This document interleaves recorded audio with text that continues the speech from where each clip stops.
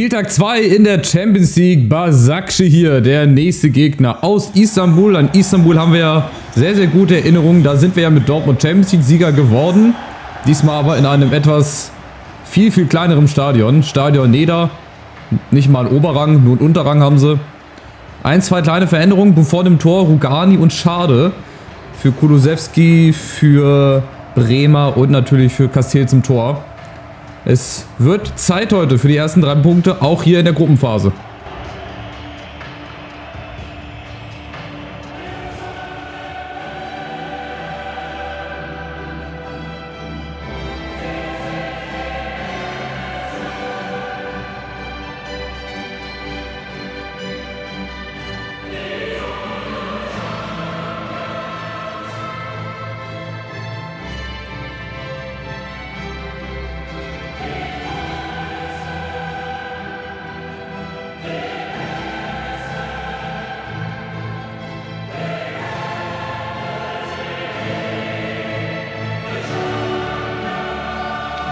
Sehr schön. Hymne immer wieder schön zu hören. Gibt nochmal extra Motivation. Und jetzt bin ich sehr, sehr gespannt, wie wir hier heute das Spiel bestreiten. Natürlich großer Favorit mit den Bayern hier in der Gruppe.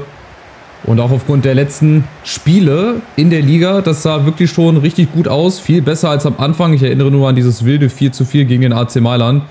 Das hat sich jetzt schon stark gebessert, wenn man das möchte. Es ist noch nicht ganz so perfekt. Läuft noch nicht immer rund. Ja, wir kriegen immer noch zu viele Gegentore.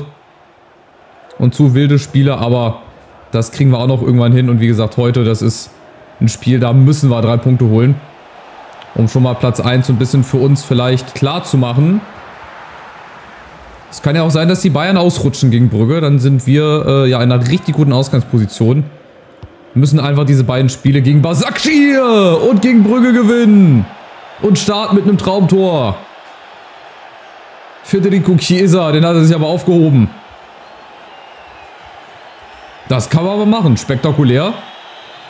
Und dazu auch noch richtig schön. Ist ein Anwärter für das schönste Tor der Saison bislang. Schöne Ecke, schöne Direktabnahme aus der Luft per Aufsetzer. Da bin ich dann auch froh, dass der Keeper den nicht hält, weil so ein schönes Ding, das muss dann halt auch einfach belohnt werden. Liegt schön quer in der Luft mit Aufsetzer. Seien wir ehrlich, den kannst du auch nicht halten. Der ist einfach unhaltbar für jeden Keeper auf der Welt. Und das ist mal ein guter Auftakt und bestätigt halt auch einfach unsere letzten Spiele. Federico Chiesa, das bestätigt halt auch einfach die Leistung, die wir so in den letzten Spielen zeigen. Hinten eigentlich sehr sicher. Ja, eigentlich in Anführungszeichen gesetzt oder in Klammern. Und vorne halt sehr, sehr konsequent. Und gerade so die ersten Chancen, die nutzen wir dann halt richtig gut. Und von daher sieht das bislang so aus, wie es aussieht, und so kann es auch gerne weitergehen. Chiesa. Und da ist der andere. Vlahovic. Der taut auch immer mehr und mehr auf. Und ich finde, wie gesagt, vorne Chiesa und Vlahovic, die ergänzen sich. Der eine groß und kopfballstark. Ein bisschen vielleicht unbeweglich. Und der andere natürlich feilschnell. Sehr trickreich mit rechts und links. Und ihr seht, beim 1:0 eine feine Technik hat er auch noch dazu. Also die ergänzen sich wirklich gut. Und deswegen behalte ich auch erstmal weiter diese Dreierkette mit 2 Stürmern bei. Und Buffon, der sich natürlich schon mal ein bisschen vorbereitet, hoffentlich, auf diesen langen Weg ins Finale, den wir dann natürlich haben und den wir dann auch hoffentlich vollenden werden. Nächste Chance, McKennie, schöner Steckpass, Vlahovic, jetzt muss er aber rein. Ganz, ganz einfach gespielt. Wie im Training. Und jetzt darf er auch seinen Treffer markieren.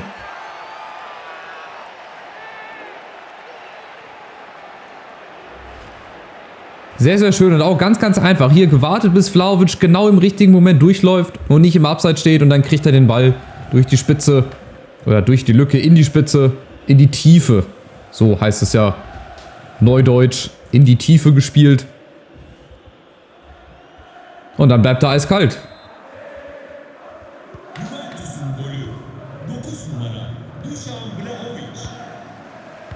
Also auch hier bestätigen wir unsere richtig starke Leistung und auch unseren Favoritenstatus. Und es geht so weiter. Und wenn das so weitergeht, dann befürchte ich... Oh, was macht da Kostic? Dann befürchte ich Schlimmes für Başakşehir, dass das hier heute in einem Desaster endet.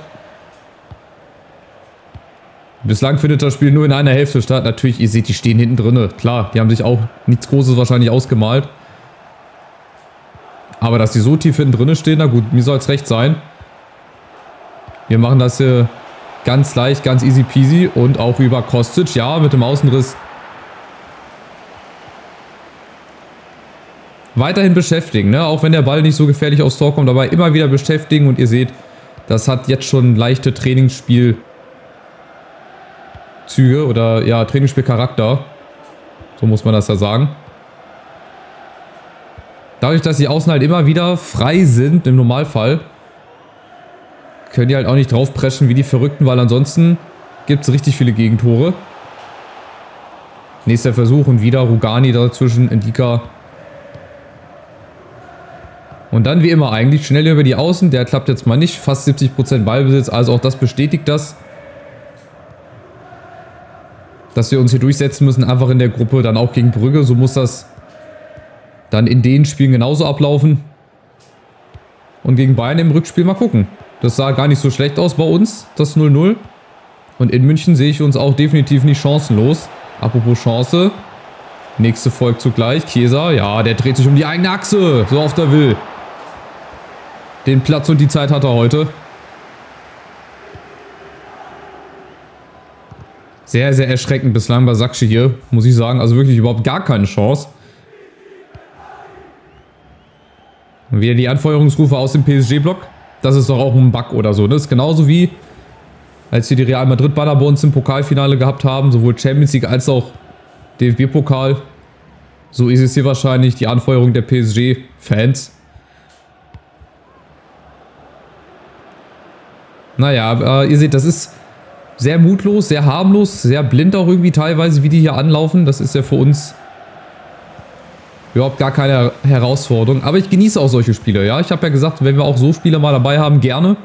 Kann ich auch mal durchtauschen, vielleicht ein paar andere Leute mal reinbringen. Und so kann sich die Verteidigung auch ein bisschen besser einspielen.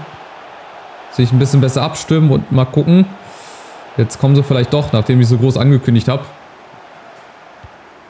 Und jetzt der Konter. Mal gucken. Vorne 3 Leute. Das ist immer ganz gut. Die können dann ein bisschen Tempo machen. Lücken reißen, so wie hier. Und Chancen sich rausspielen. Oh, McKennie kriegt da den. Jawohl! Aber das ist auch die Idee. Mit 3 Mann vorne. Das ist auch, wenn du 4-3-1-2 zum Beispiel spielst. Hast du ja auch vorne 3 Mann. Hast dann halt noch einen Mann mehr in der Mitte. Und dafür noch einen mehr in der Verteidigung. Also gar nicht so verkehrt. So, und wieder hintenrum, nach einem Eckball bauen wir wieder auf. Und dann wird neu aufgedreht hier. Paul Pogba gegen alle. Ja, Chiesa hat schon das Kreuz, aber wird hoffentlich nicht großartig verletzt sein. Nächste Chance, McKennie.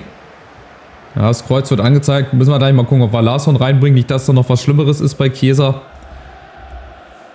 Ist aber nur eine kleine Schramme, komm. Muss jetzt nicht wegen jedem Scheiß hier gleich ja, ausgewechselt werden. Und bislang, ja, sehr souverän. 2-0, schnelllebig auch. Gar keine Chance für Basakci hier bislang. Die gehen ganz schön unter. Mailand führt, Chelsea führt, PSG. Also die Favoriten geben sich hier keine Blöße. Schauen wir nochmal bei Spielinfo. Oh, einen Schuss hatten sie dann doch aufs Tor. Aber wir haben halt 8 und 2 gemacht. Reimt sich schön. Riskiere ich doch nicht. Ich weiß nicht, wie sich das entwickelt, wenn wir ihn doch weiterspielen lassen. Hier lasse ich nochmal Pogba, Kamavinga. Schade macht das auch richtig gut. Er setzt den Kulusewski. Ich muss Schade vielleicht mal von Anfang an reinbringen. Und dann Kulusewski so als Super Sub. Die Maria ist ja auch noch draußen. Piazza, Gertruida, Zakaria. Also wie gesagt, das ist auch eine Bank. Da wäre jeder Trainer stolz drauf, wenn er die hätte. So, jetzt zweite Halbzeit mal gucken. Larsson ist so der Spieler der letzten Spiele. Hat in der Liga 2-mal getroffen zuletzt. Beziehungsweise in den letzten Spielen 3-4 Mal dann insgesamt. Also auch da ein wahrer Rohdiamant, der sich bei uns entwickelt. Und apropos entwickeln, Basakci hier traut sich jetzt doch mal. Ein bisschen mehr, ein bisschen intensiver, aber weiter als bis vor den Strafraum oder kurz rein Schaffen sie nicht. Viel Ballverluste, viele Unsicherheiten. Na gut für uns. Die müssen jetzt meinetwegen nicht unbedingt gerade so aufdrehen, dass wir noch hier 2 Dinger machen.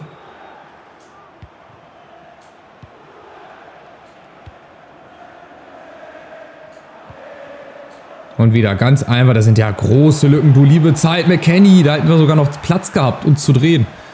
Das ist so ein ganz untypischer Zehner, McKennie, den sehe ich da eigentlich gar nicht. Eher auch so auf der 6 oder auf der 8. So in dem 4-3-3-System mit 2 Achtern, da sehe ich den dann doch eher, aber als Zehner auch überhaupt gar nicht. Aber bislang funktioniert das ganz gut. Guck mal, wegen der wieder Pogba. Oh, mal gucken, getrickst, ja. Muss auch mal sein, vom Gefühl her, der hat da gute Skills. Der kann das und beim heutigen Gegner, da darfst du das schon mal machen. Und jetzt kommt mir nicht hier mit respektlos und so weiter und so fort. Hat Douglas Costa auch gemacht damals gegen Leverkusen. Nehmen wir auch das ein oder andere Mal. Sieht einfach schön aus und wer es kann, warum soll er es nicht machen? Ich finde, das hat jetzt nichts mit Respektlosigkeit oder so zu tun. Was manche da immer faseln, ist meine Meinung. Denkt auch jeder anders drüber. Larsson. Kostic, Pogba, dann machen wir es halt so. Vlahovic und ein Schade läuft durch. Flanke kommt, aber ne, kein Abseits. Warum winken die denn da alle? Rugani weiterhin sehr aufmerksam. Also wir lassen hier überhaupt nichts anbrennen. Da ist Başakşehir wirklich mit dem 2-0 noch richtig gut bedient. Aber ihr wisst ja, wie solche Spiele laufen. Das kann dann noch ganz schön mal in die andere Richtung gehen, aber so ganz easy peasy, den fängt Buffon mit verbundenen Augen.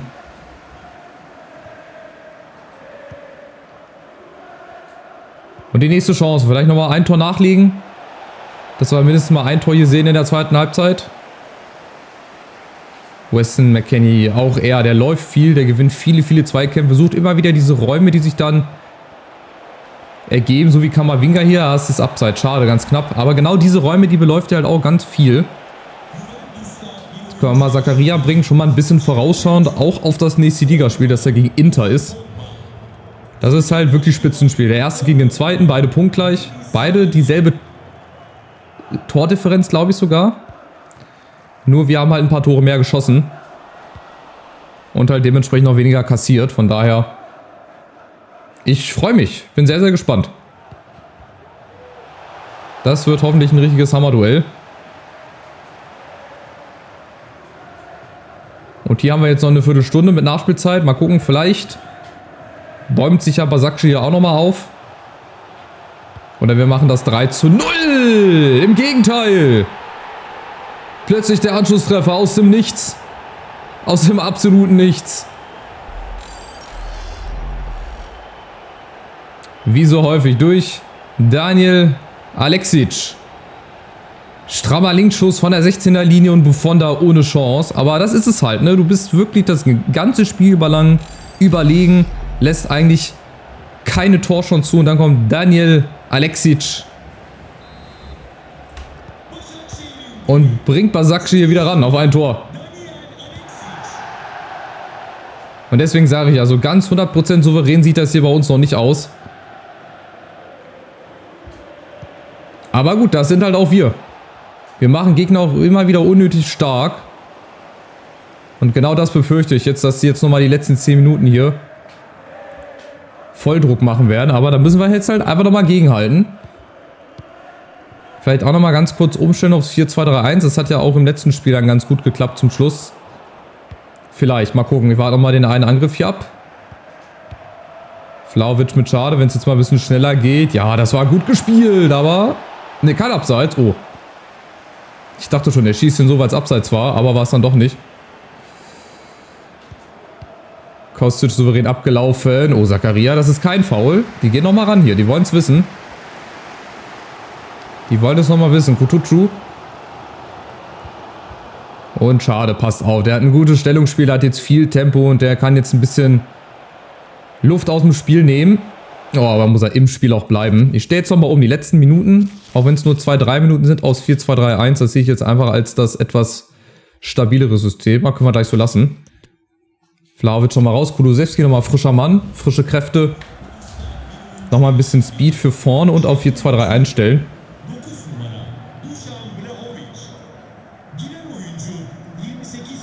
Dass wir ein bisschen da vielleicht kompakter stehen mit den beiden Sechsern und auch hinten. Oh, was war das denn? Der wäre fast angekommen.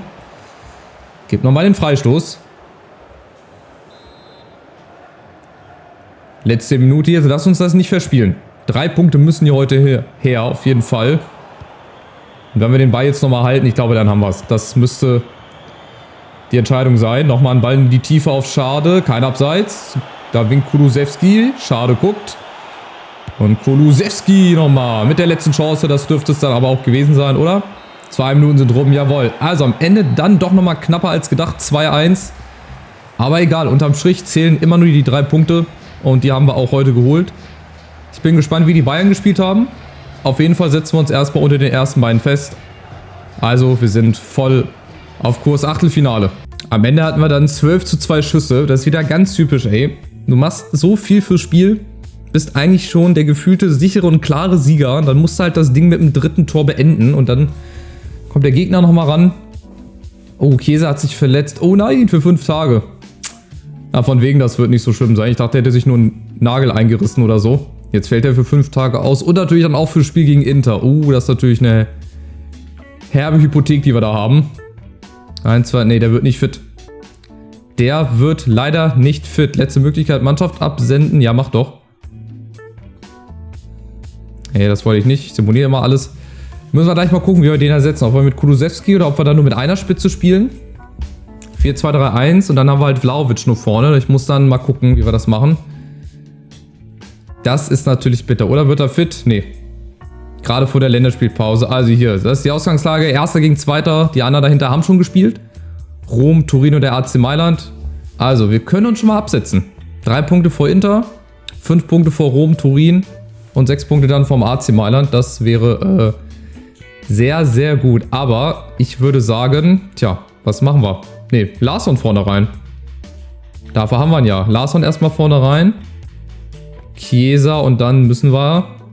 Tja, wen nehmen wir denn? Wir haben ja noch ein paar. Nehmen wir mal hier Anderson Talisca.